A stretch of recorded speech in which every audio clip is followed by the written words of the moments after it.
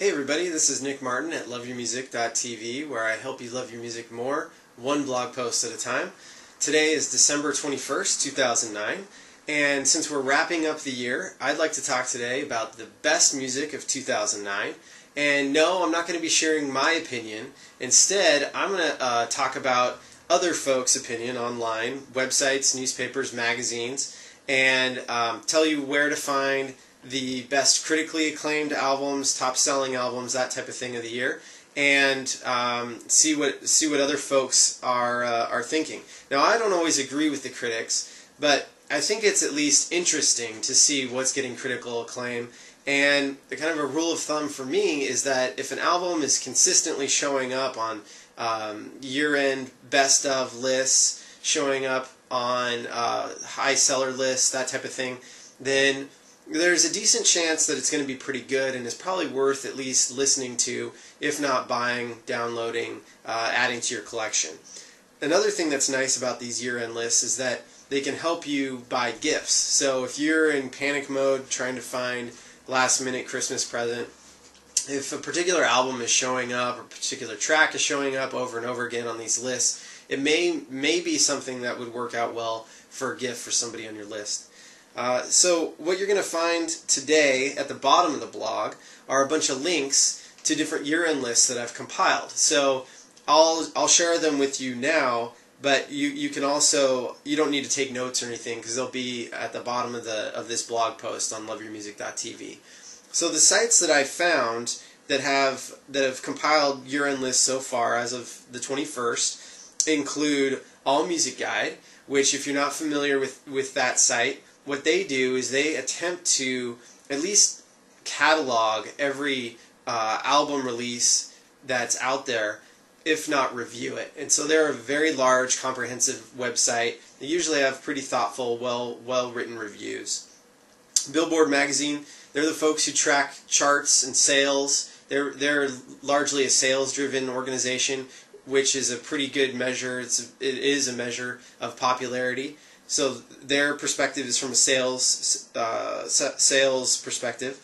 LA Times, New York Times, newspapers, National Public Radio, they're going to have their professional critics and their opinions of the year's best music. Pitchfork.com, which for those of you who aren't familiar with it is an indie and alternative review site. These guys they drive a lot of sales in that community and have a lot of power and a lot of sway, and so what they say is pretty influential.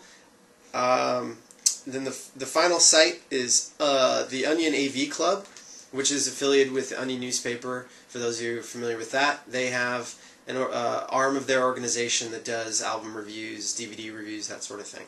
So you'll find links to all those sites. It's interesting going through them. They definitely don't agree. They have a variety of opinion and their own take on things.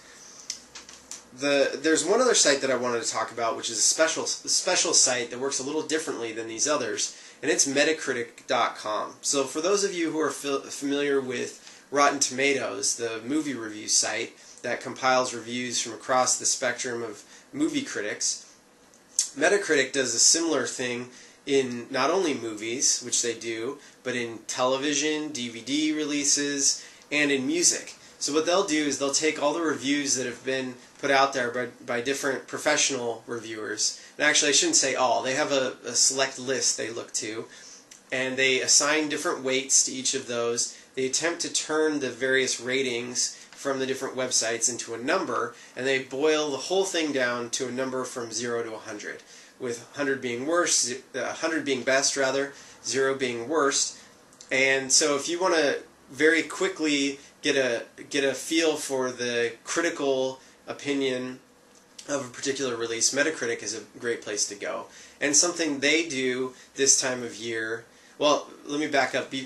They actually throughout the year will keep a list of the best critically reviewed albums.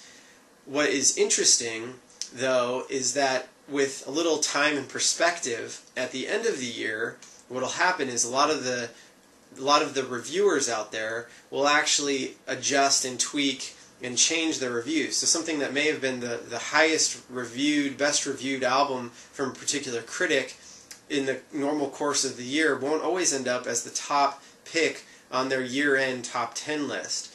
So Metacritic takes both the reviews as they appear throughout the year and compile those.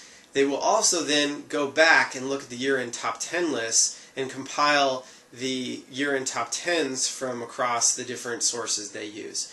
As of today, the 21st of December 2009, Metacritic has not put together their year-end top 10 list compilation, but they do have the top albums from the normal review process already up there. It looks like their top 10 list, their year-end review, meta review, I suppose you'd call it, that will be up soon. In fact, they have a link on the site that says it's there, but it wasn't there as of this morning.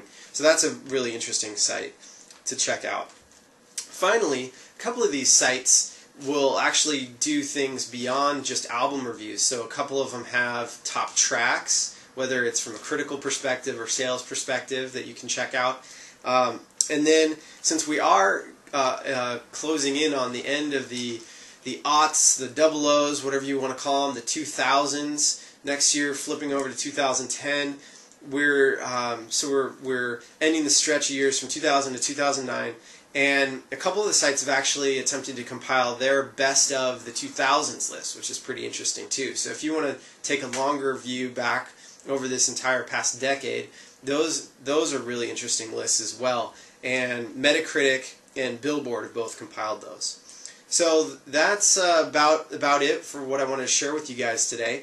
Before I go, though, I wanted to see if you had other ideas, other year-end best-of lists. Maybe I missed one. Maybe there's one that hasn't come out yet.